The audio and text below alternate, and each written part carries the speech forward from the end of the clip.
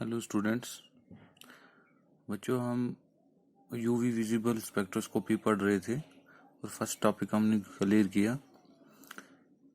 उसमें मैं आपको रिमाइंड करवा दूं कि क्या होता है कि बेसिकली यूवी विजिबल स्पेक्ट्रोस्कोपी में कि जब रेडिएंट लाइट जो एब्जॉर्ब होती है तो इलेक्ट्रॉन जंप करता है from ground state to the excited state, और फिर वो वापस उस लाइट को जो उसने एब्जॉर्ब की होती है in the form of energy उसको लूज करता है और वापस एक्साइटेड स्टेट से ग्राउंड स्टेट में आता है। तो पहले एब्जॉर्प्शन की और बाद में एमिशन की।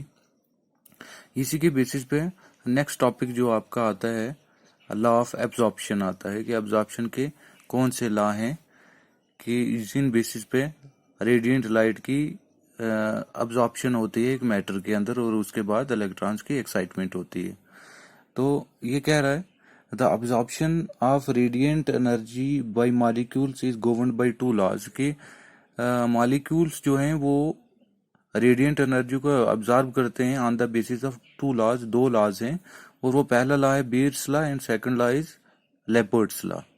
तो बीयर्स लॉ जो है इसकी स्टेटमेंट क्या है?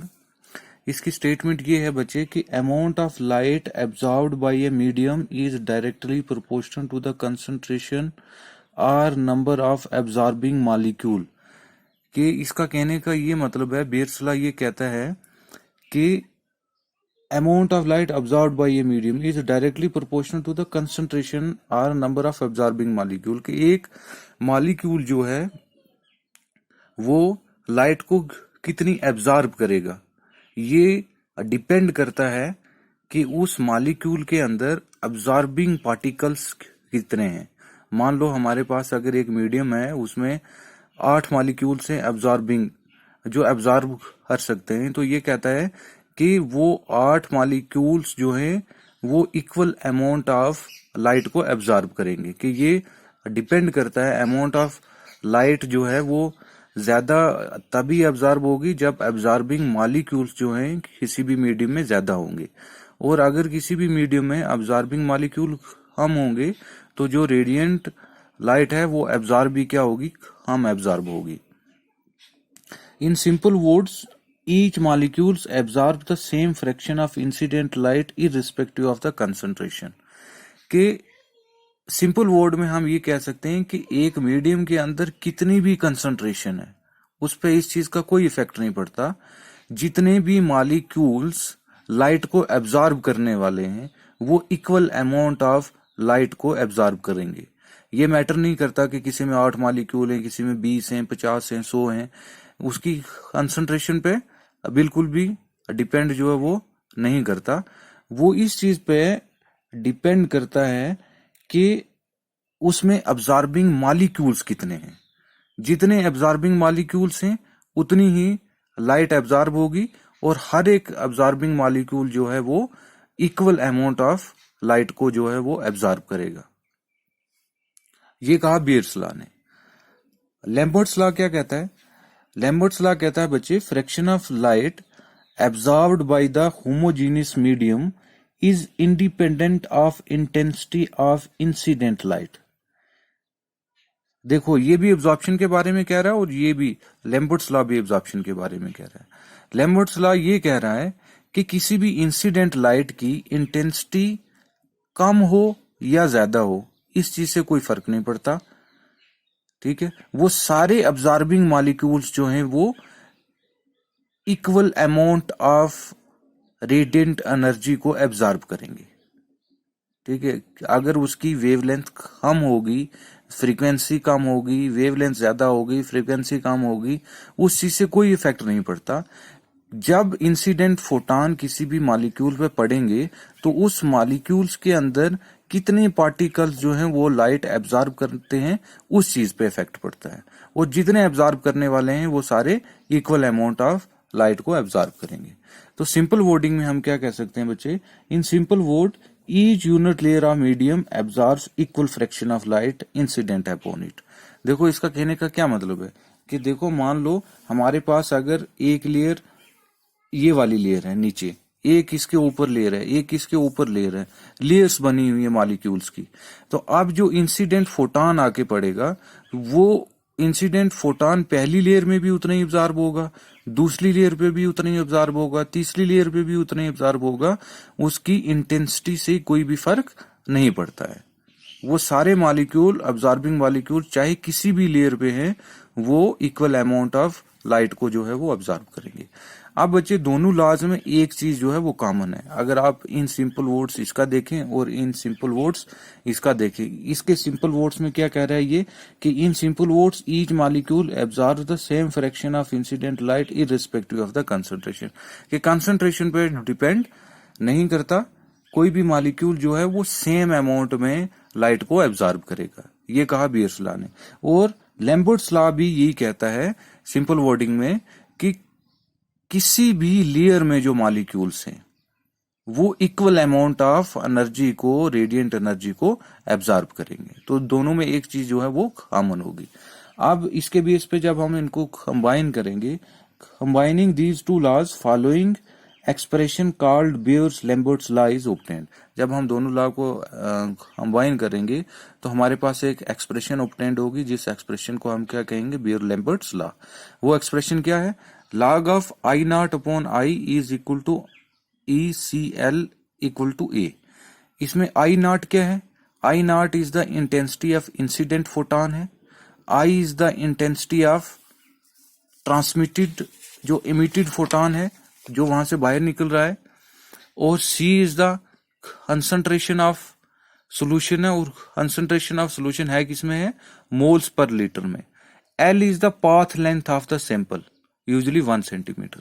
ये पाथ लेंथ क्या है, मान लो ये इंसिडेंट, ये हमारे पास मैटर है, इसके ऊपर आके पड़ रहा है वो फोटोन, तो इस लाइट ने कितना ट्रेवल किया यहाँ से, ये यहाँ तक एब्जॉर्ब हुई और जो बच के यहाँ से ट्रांसमिट होगी, तो ये जो पाथ है, ये पाथ क्या है, एल है, जो इसने ट्रेवल किया। फिर है ये वाली जो टर्म है हमारे पास, ये है मोलर एब्सॉर्बिटिविटी और मोलर एक्सटेंशन कोफिशिएंट, ये हमें अलग से भी पढ़ना है। And A is the absorbance, और इसको हम ओडी कहते हैं, ऑप्टिकल डेंसिटी कहते हैं, और इसकी यूजुअली जो वैल्यू होती है वो 0 से लेकर 2 तक होती है। तो बेसिकली आपने इक्वेशन क्या याद रखनी है, लॉग, ये वाली equation, log of I naught upon I is equal to C L equal to, ये जो ये वाली टर्म है ये ए के बराबर है। तो आप सिंपली इतना भी याद रख सकते हो, log of I naught upon I is equal to A के log of incident photon divided by transmitted photon is equal to absorbance. कि उसमें एब्जॉर्बेंस कितनी हुई है कि कुछ जो इंसिडेंट फोटॉन आया और आई क्या है, ट्रांसमिटेड फोटॉन, के इंसिडेंट फोटॉन से जो ट्रांसमिटेड फोटॉन बाहर चला गया, तो बाकी जो बच गया उस मॉलिक्यूल के अंदर वो उसकी एब्जॉर्बेंस होगी, वो उसकी वो होगी एब्जॉर्प्शन होगी। ठीक है, जैसे बच्चे ये आया आई नॉट, ये इसके ऊपर इंटेंसिटी ऑफ इंसिडेंट फोटॉन है, तो आई क्या है, ट्रांसमिटेड फोटॉन है, ये यहां से बाहर की, तो जो यहां पे एब्जॉर्ब हुई उसको हमने ए कहा। ठीक है बच्चे, समझ गए होंगे आप। लेकिन इस लॉ की लिमिटेशंस थी बहुत सारी। वो क्या लिमिटेशंस थी कि the Beer's Lambert's law is not obeyed when, कि ये उस कंडीशन में ओबे नहीं होता जब क्या होता है, ये मैंने आपके जो नोट्स हैं कॉलेज लेवल के नोट्स हैं और बिल्कुल एग्जैक्टली आपके एग्जामिनेशन पॉइंट ऑफ व्यू से बनाए। ये बियर्स लैम्बर्ट्स लॉ उस वक्त फॉलो नहीं होता कि जब अब्जॉर्बिंग मॉलिक्यूल इक्विलिब्रियम में होते हैं, जब अब्जॉर्बिंग मॉलिक्यूल जो है वो इक्विलिब्रियम में होते हैं। मान लो जैसे आपने पढ़ा होगा कीटो इनोल टाटोमरिज्म, कि जब कीटो और इनोल दोनों आपस में इक्विलिब्रियम में होंगे तब बियर्स लैम्बर्ट्स लॉ जो है वो फॉलो नहीं होगा। दूसरी कंडीशन तब नहीं फॉलो होगा जब उनमें थर्मल इक्विलिब्रियम होगा। किसमें थर्मल इक्विलिब्रियम होगा, ग्राउंड स्टेट और एक्साइटेड स्टेट के बीच में जब थर्मल इक्विलिब्रियम होगा कि एनर्जी डिफरेंस होगा लेकिन थोड़ा होगा, इक्विलिब्रियम में होगा, तो तब ये फॉलो नहीं होगा। और तीसरी कंडीशन क्या है, solute in solvent forms complexes, कि बहुत सारी कंडीशंस ऐसी होती हैं कि जिसमें हम सोल्यूट्स को जब सॉल्वेंट में डालते हैं तो वो डिजॉल्व नहीं होता, डिजॉल्व करने के बजाय वो कॉम्प्लेक्स बना देता है। तो जब कॉम्प्लेक्स बना देगा तब बियर्स लैम्बर्ट्स लॉ जो है वो फॉलो नहीं होगा। फोर्थ कंडीशन क्या है, फ्लोरिसेंट कंपाउंड्स आर प्रेजेंट, कि अगर कोई किसी भी कंपाउंड में फ्लोरिसेंट कंपाउंड्स प्रेजेंट होंगे तब भी बियर्स-लैम्बर्ट्स लॉ जो है वो फॉलो नहीं होगा। तो फ्लोरिसेंट आपको पता है कौन से कंपाउंड होते हैं, ऐसे कंपाउंड होते हैं, देखो जब इलेक्ट्रॉन ने जंप किया ग्राउंड स्टेट से एक्साइटेड स्टेट में तो एनर्जी को एब्जॉर्ब किया। अब जब एक्साइटेड स्टेट से ग्राउंड स्टेट में आएगा तो एनर्जी को लूज करेगा in the form of radiation. तो वो सब्सटेंस क्या होगी, ग्लो होगी। इस ग्लो होने के प्रोसेस को हम क्या कहते हैं, फ्लोरिसेंस। और ऐसे सब्सटेंसेस जो फ्लोरिसेंस शो करते हैं उन्हें हम फ्लोरिसेंट कंपाउंड्स कहते हैं। तो फ्लोरिसेंट कंपाउंड्स में बियर्स-लैम्बर्ट्स लॉ जो है फॉलो नहीं होता। और पांचवी कंडीशन क्या है, वहां पे भी बियर्स-लैम्बर्ट्स लॉ फॉलो नहीं होता जहां पे कंपाउंड्स जो हैं जब उनके ऊपर इंसिडेंट फोटॉन पड़ता है और वो अपनी नेचर ही उनकी चेंज हो जाती है। ठीक है, तो जब उनकी नेचर चेंज हो जाएगी इरेडिएशन से, मतलब रेडिएशन के पड़ने से, वहां भी बियर्स-लैम्बर्ट्स लॉ जो है वो फॉलो नहीं होगा। तो ये आपके दो लॉ थे बियर्स-लैम्बर्ट्स लॉ। नेक्स्ट टॉपिक का आपका बच्चे मोलर एब्सॉर्बिटिविटी, और इसको हम इससे डिनोट करते हैं। अब मोलर एब्सॉर्बिटिविटी क्या होता है, मोलर एब्सॉर्बिटिविटी को हम पहले मोलर एक्सटेंशन कोफिशिएंट भी कहते थे। इंपॉर्टेंट टॉपिक है ये आपका, ये याद रखना आपने।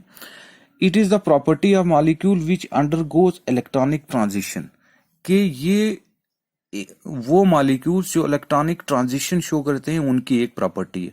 अब मैंने आपको बता दिया कल के इलेक्ट्रॉनिक ट्रांजिशन क्या होता है। इलेक्ट्रॉनिक ट्रांजिशन हो गया इलेक्ट्रॉन्स जो जंप कर रहे हैं ग्राउंड स्टेट से एक्साइटेड स्टेट में, तो एक ट्रांजिशन हो रही है, चेंज हो रहा है। तो जो मॉलिक्यूल्स इलेक्ट्रॉन जिनमें इलेक्ट्रॉनिक स्टेट्स में ट्रांजिशन होती है उनकी ये एक प्रॉपर्टी होती है। वो प्रॉपर्टी है क्या, प्रॉपर्टी ये है that is number of moles of molecules absorbing radiant energy and shifting from ground state to excited state. कि हम देखेंगे कि टोटल एक कंपाउंड में, एक मीडियम में कितने मॉलिक्यूल्स हैं, नंबर ऑफ मोल्स मॉलिक्यूल्स कितने हैं जो कि इंसिडेंट लाइट को एब्जॉर्ब करने से ग्राउंड स्टेट से एक्साइटेड स्टेट में जा रहे हैं, आई मीन ट्रांजिशन हो रही है। उसको हम क्या कहते हैं, मोलर एब्सॉर्बिटिविटी कहते हैं या मोलर एक्सटेंशन कोफिशिएंट कहते हैं।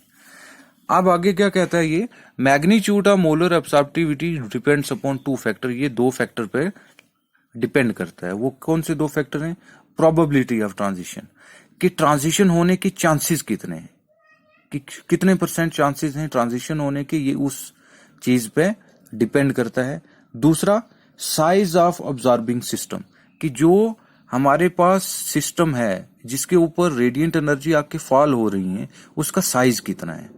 ठीक है, अब वो ऑब्जॉर्बिंग सिस्टम को हम क्या कहते हैं, क्रोमोफोर्स पढ़ते हैं। ये अलग से टॉपिक है, हम डिस्कस करेंगे, लेकिन अभी आपको सिर्फ ये नाम याद रखना है कि बेसिकली मोलर ऑब्जॉर्बिटिविटी दो टर्म्स पे जो है वो डिपेंड करती है। First is the probability of transition and second one is the size of the chromophores, कि जो एब्जॉर्बिंग मॉलिक्यूल है उसको हम क्रोमोफोर कहते हैं और उसका साइज कितना है।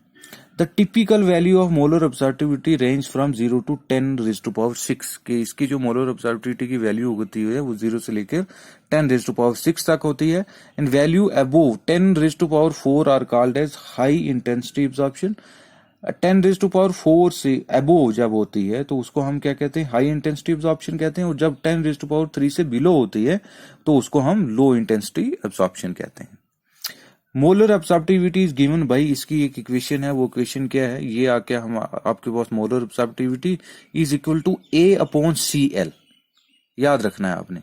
फर्स्टली क्या था, बियर्स-लैम्बर्ट लॉ में log of I0/I is equal to A, लेकिन यहाँ पे क्या, molar absorptivity is equal to A/CL, where A is the absorbance, मैंने आपको बता दिया पहले एब्जॉर्बेंस क्या है, C इज द कंसंट्रेशन, और कंसंट्रेशन का क्या यूनिट है, moles per litre, and L is the path length of the sample, और वो किस में, सेंटीमीटर में, और पाथ लेंथ भी मैंने आपको बता दिया।